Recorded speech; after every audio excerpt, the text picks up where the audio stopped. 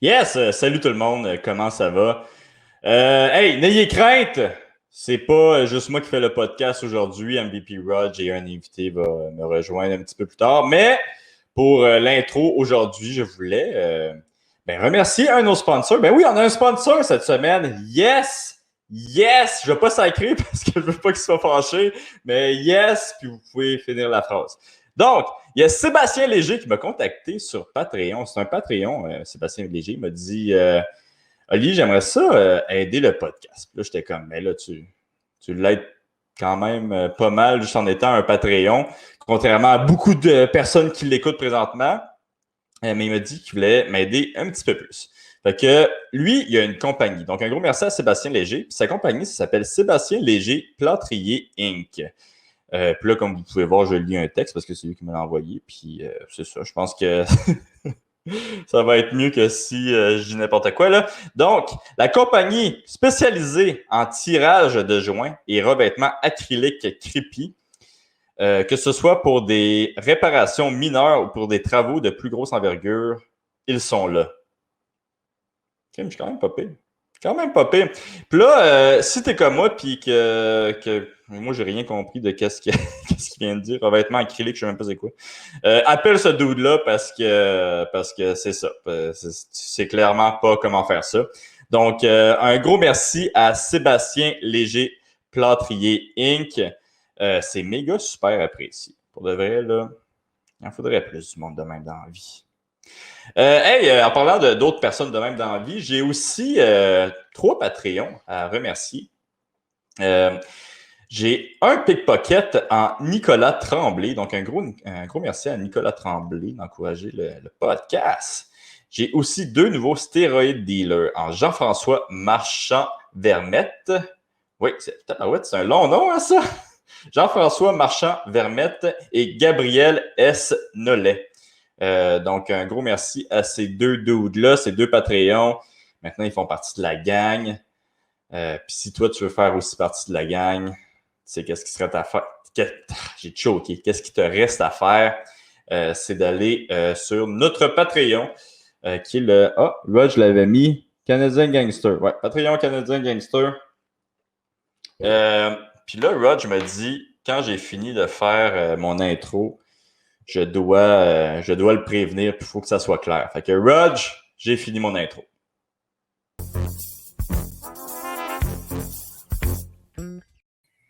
Yes, MVP, comment ça va? Ça va très bien. Comment ça va, toi, mon chum? Ça va super bien, un super invité aujourd'hui. On reçoit Camille Stéphane, tabarouette, Absolument. le Ben oui, bonjour promoteur Camille. fantastique. Je te demanderai pas comment ça va parce que Ouais. je m'attends de la réponse, là. Ça pourrait aller mieux. Ça pourrait aller mieux, mais on touche au bois, on est en santé. Ça pourrait être pire encore aussi. Ouais, non, ça c'est tout à fait vrai. Pour ceux qui ne savent pas qu'est-ce qui s'est passé, hier, mercredi, le gouvernement a dit qu'il n'allait pas permettre des événements de boxe ou de MMA ou de sport de combat, en fait, au Québec, avant qu'il y ait ce que j'ai compris, qu'il y ait un vaccin ou qu'il y ait quelque chose d'autre. Toi, de ton côté, comment tu as vécu ça, toute cette saga-là? Peux-tu un petit peu expliquer comment c'est arrivé? Je pense que tu avais un plan, toi, pour relancer aussi Eye of the Tiger. Là.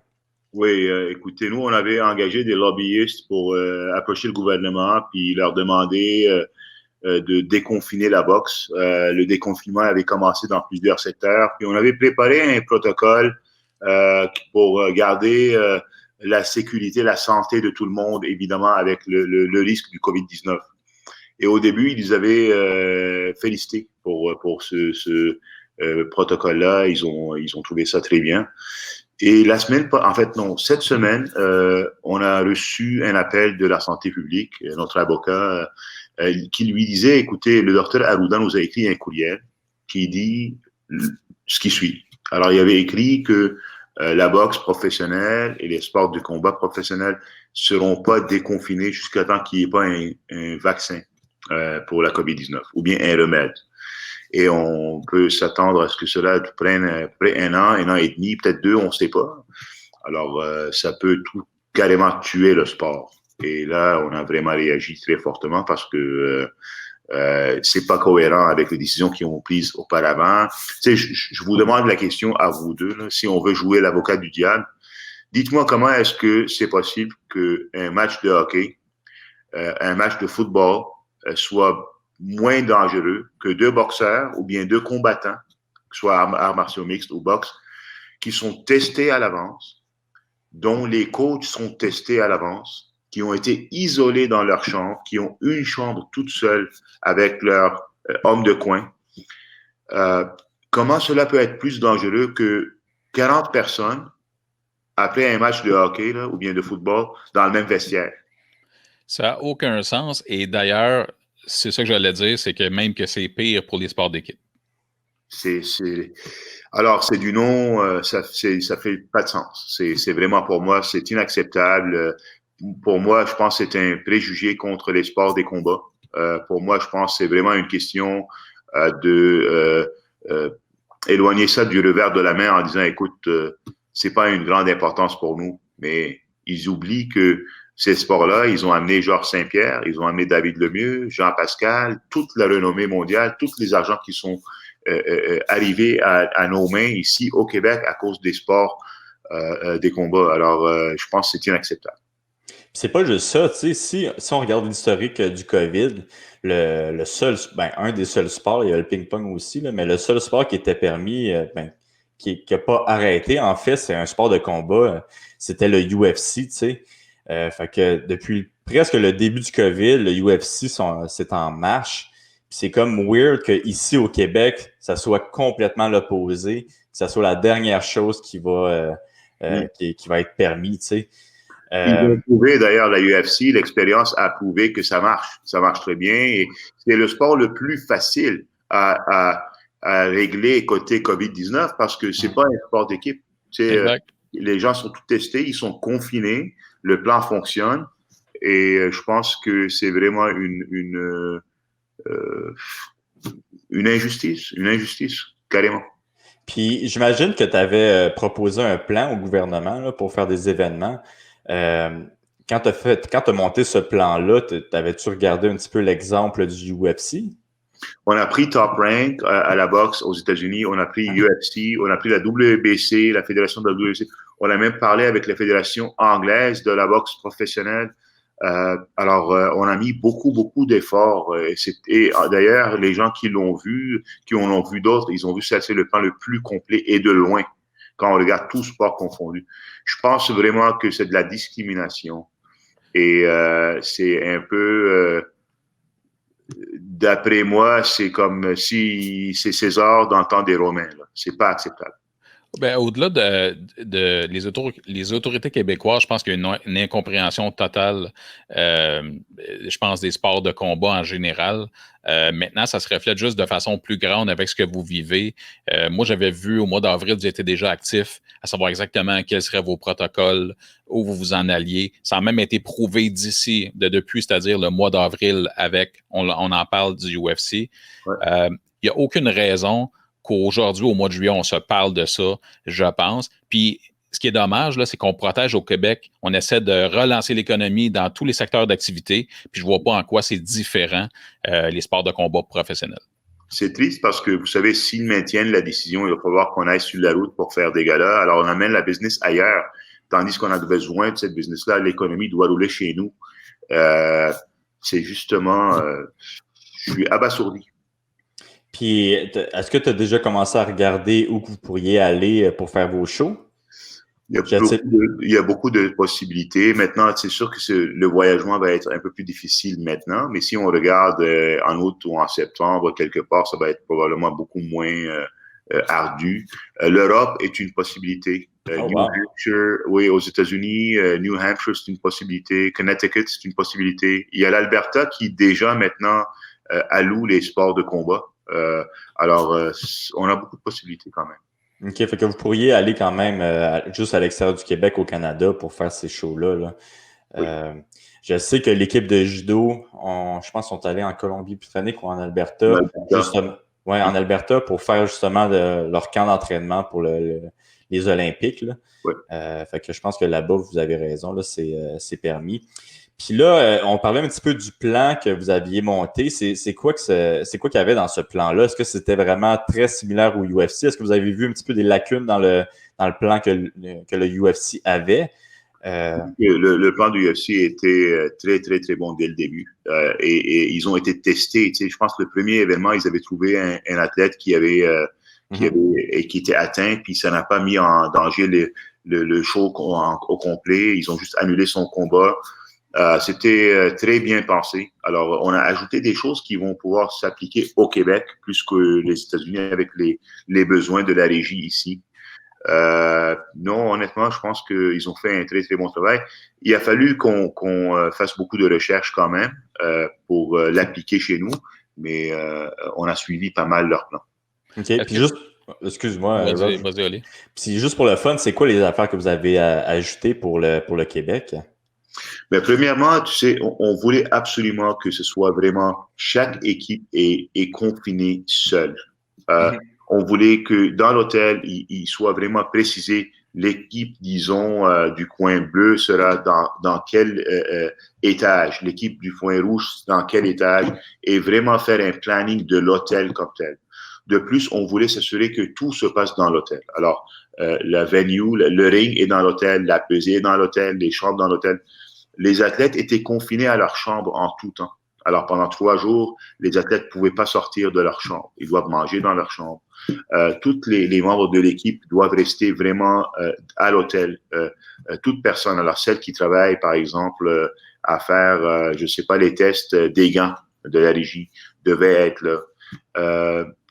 C'est ça, c'est que la régie ici travaille un peu différemment que là-bas, puis on a inclus la régie là-dedans.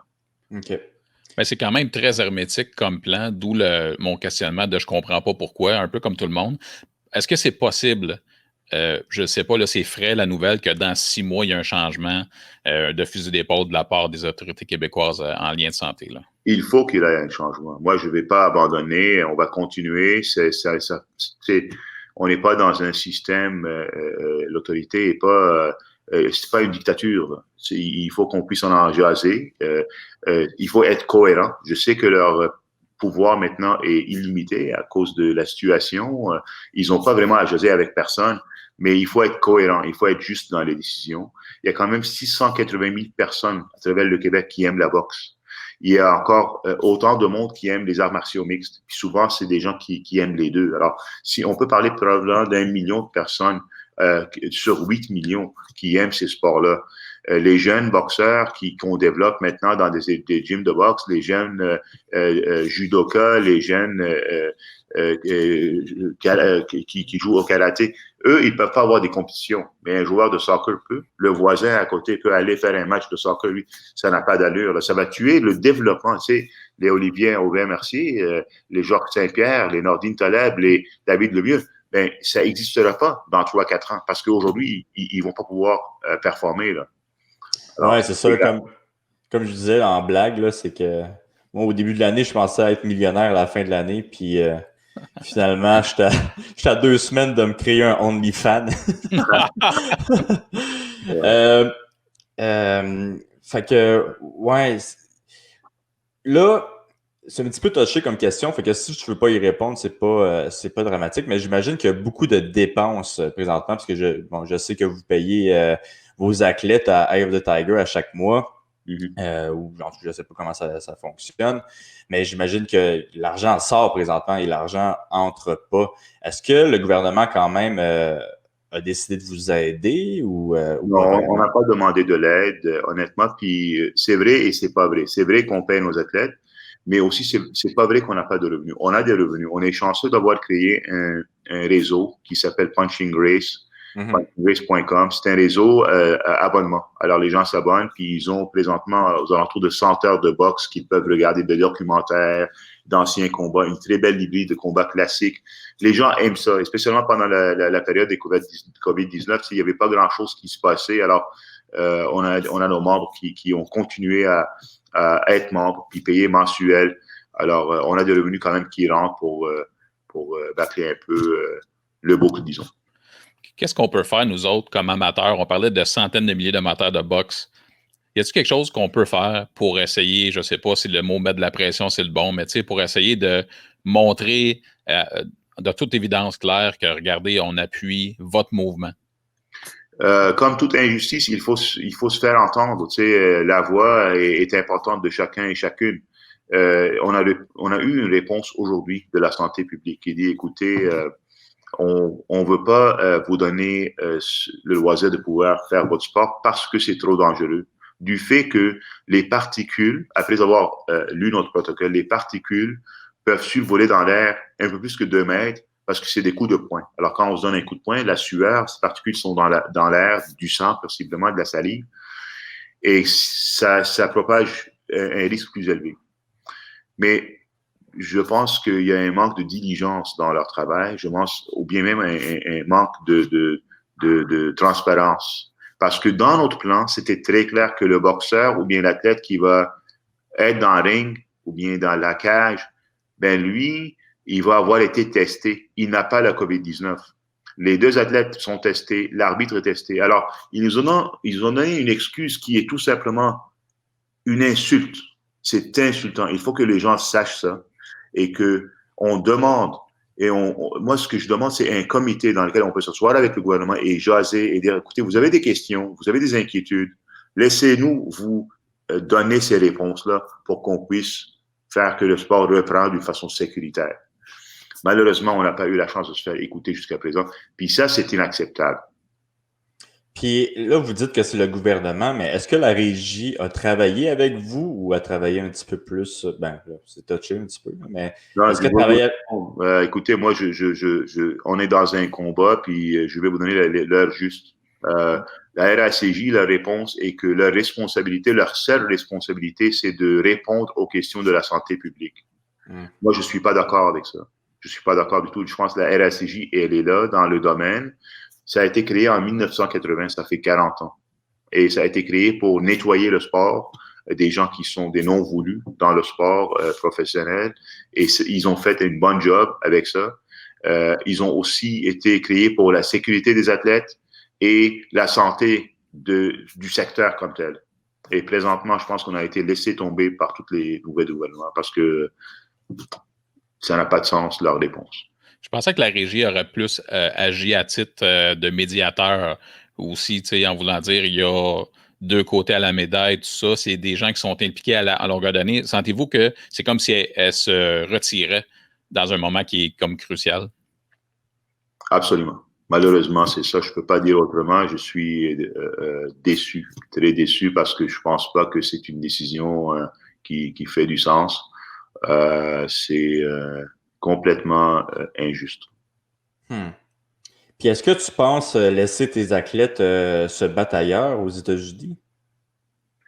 J'ai pas compris la question. Comment? Si? Est-ce que tu penses que est-ce que tu aimerais ça laisser tes athlètes, en fait, tes poulains, se battre, disons, aux États-Unis pour d'autres promotions? Mais oui, on a des copromotions, on a des contrats de copromotion, par exemple, avec Golden Boy. S'il y a des deals à faire, on va les faire, mais on ne veut pas être dans des deals qu'on doit faire.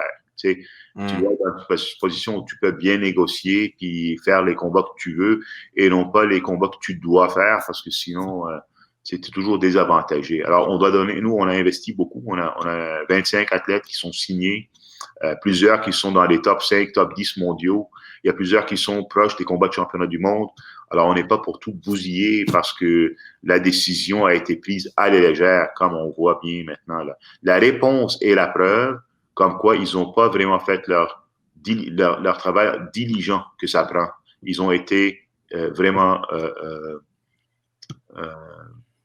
injustes.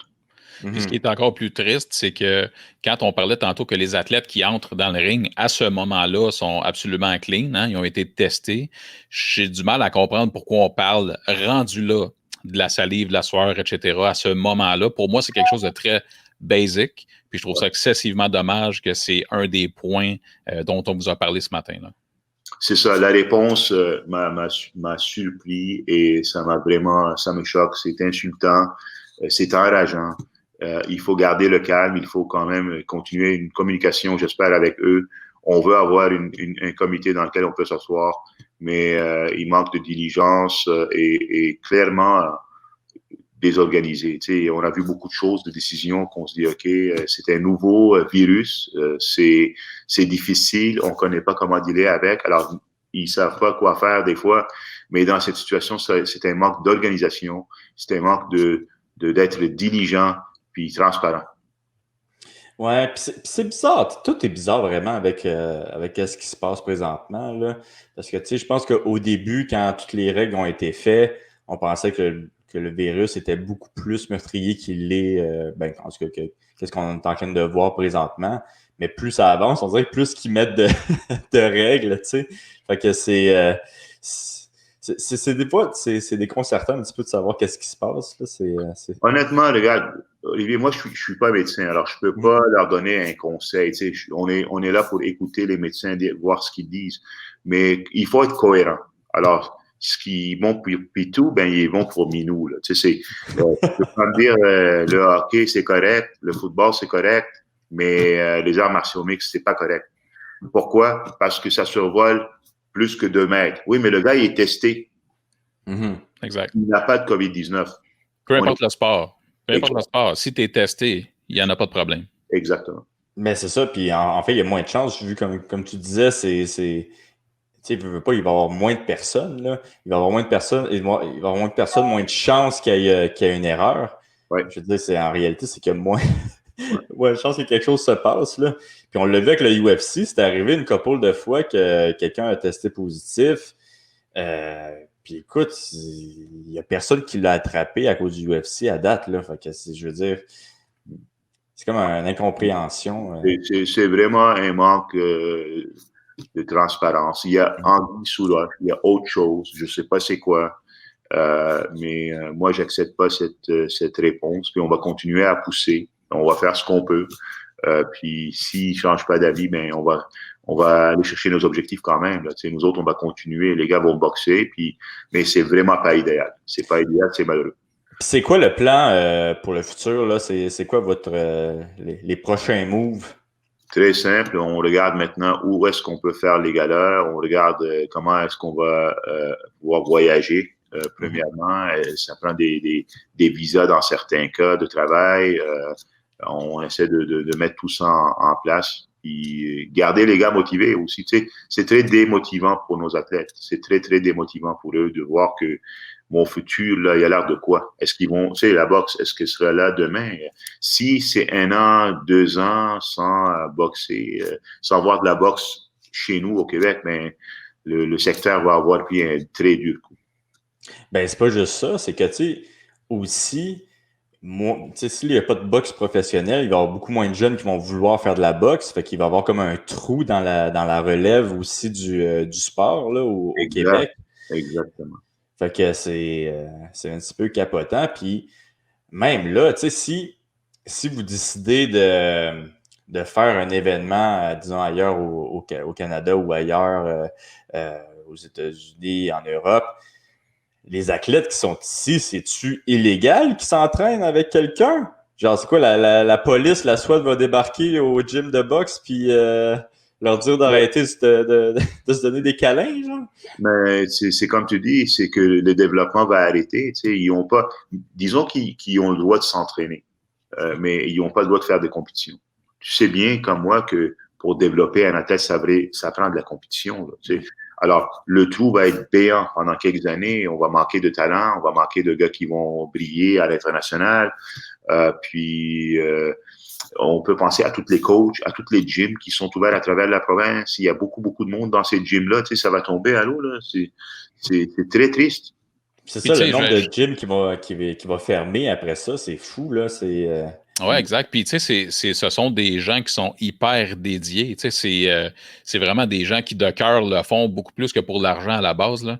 Fait que si tu démotives ces gens-là, c'est difficile pour la suite des choses, tu sais. Alors, le plan, c'est vraiment de les garder motivés, nos athlètes, de trouver un chemin et de le faciliter le plus possible dans les cas échéants. Puis présentement, tu penses-tu que leur moral est bon à tes poulains?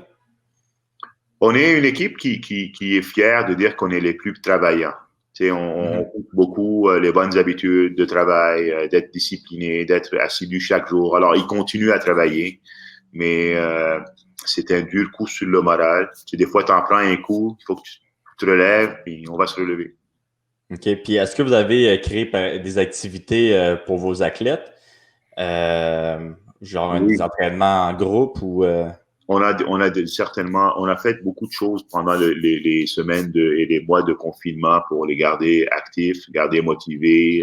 On a beaucoup de meetings régulièrement et ils s'entraînent dans les mesures qu'on peut à cause des limitations qu'on a. Mais oui, ils sont très. En fait, je peux dire que les gars sont quand même en très bonne shape là, physique. Mentalement, maintenant, avec la nouvelle qu'ils ont eue hier, on va faire un meeting d'équipe demain. Puis on va les informer de nos plans, qu'est-ce qu'on va faire, puis que ça n'arrête pas, la vie n'arrête pas. Là. Qu'est-ce qui ressortait le plus dans les inquiétudes des combattants là, pendant ces meetings-là, justement? Écoutez, je peux vous dire, par exemple, un gars comme Simon Keane. Simon Keane, il a 31 ans, il est dans le fleur de sa carrière, et c'est un gars qui est ultra populaire au Québec. Quand on fait un gala et Simon est en finale, on vend des milliers de billets, des pay-per-view, des abonnements, puis tout ça est dans l'air. Dit Camille, tu dis, écoute, la boxe, là, ils veulent arrêter ça. Qu'est-ce qui se passe? Là? Il est sous le choc, vraiment. Puis, c'est une chose d'aller se battre sur la route. C'est une autre chose que tu sais que tu vas avoir 3000 personnes, 4000 personnes qui te supportent chez toi devant un adversaire. Ça donne un avantage. C'est un très grand avantage. On a fait un combat contre Adam Braidwood. C'était un combat très en demande. Là. Et il y avait 4000 fans qui voulaient arracher la tête à Adam Braidwood. 4-5 000 fans. Alors, comme boxeur, comme athlète, tu montes dans la ring, tu as quelque chose de plus. Là. Tu veux impressionner.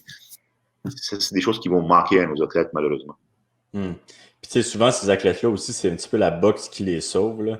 Comme en parlant de Simon King, on le sait qu'il aimait faire le party dans le temps. Donc, j'imagine, si tu enlèves sa passion, c'est pour lui, ça doit être plus difficile aussi de. Il m'avait conté qu'il n'avait pas bu d'alcool, je pense, depuis 1 an ou 2, de rester sur le droit chemin, là. Je pense qu'il y a beaucoup de maturité dans le cas de Simon. Il a pris de la maturité. C'est un gars qui est très intelligent, qui a ses affaires maintenant. Mais il est vraiment sous le choc. Comme j'ai parlé de Simon, c'est parce que je lui parlais plutôt au téléphone. Là, il m'a demandé la question. Mais toutes les autres, on a un gars comme David Lemieux qui est supposé se battre contre possiblement Canelo Alvarez. C'est plusieurs millions. Il a besoin de faire un combat avant. Elle me dit, qu'est-ce qui se passe? Est-ce qu'on va pouvoir faire ce combat-là? Est-ce que tout peut changer là, d'une journée à l'autre? Alors, on va faire tout ce qu'il faut. On ne sera pas une victime d'une mauvaise décision qui est insoucieuse et injuste. Bravo. Donc pour David, là, excuse-moi, je m'en vais vers David. Là. Mais pour David, ça m'intéresse. Pour David, ils veulent absolument qu'il gagne un combat avant de pouvoir se battre avec Canelo, c'est ça?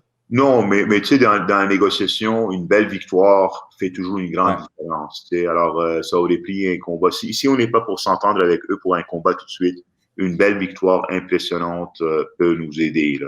Puis aussi garder actif, parce qu'on peut pas juste attendre ce combat-là. Tu sais. Alors, et David, dans son dernier combat en décembre au Centre Bell, on a vu un peu de rouille dans les premiers rounds.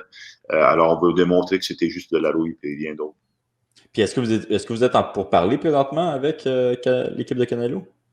Il est pas, honnêtement, oui, on a eu des pourparlers, mais il est pas très friand de se battre contre David. David Lemieux, le problème avec David, c'est qu'un coup de poing peut tout changer contre n'importe qui. Alors, les gars qui sont pas obligés de l'affronter, ben, ils l'affrontent pas. Puis Canelo, ils disent, écoute, j'ai-tu vraiment besoin de ça? David, il n'y a pas de ceinture, il n'est pas champion mondial au moment où on se parle. Alors, ça va être une négociation ardue. Ouais, c'est pas un combat le fun non plus, là. Tu sais que si tu vas te battre avec David, tu vas être dans un dogfight, là. Fait que c'est. Exact. C'est moins motivant. C'est bon pour le fan, par exemple. Exact. Ouais, nous, on est contents. On est comme, ah ouais, si, enlevez ça, ces brain cells-là. Là. Mais. C'est fou à quel point il est populaire aux États-Unis, David. Au Québec, on le sait évidemment, mais il y a un cachet. Ils aiment tellement voir un gars qui se défonce à chaque combat, qui veut donner tout ce qu'il y a là-dedans, puis c'est de la première minute à la dernière là, à une vitesse. Une autre petite question tricky, Camille. Est-ce que tu penses aller voir Groupe Yvon Michel pour justement essayer de faire un plan ensemble vraiment pour essayer de faire renaître la boxe au Québec?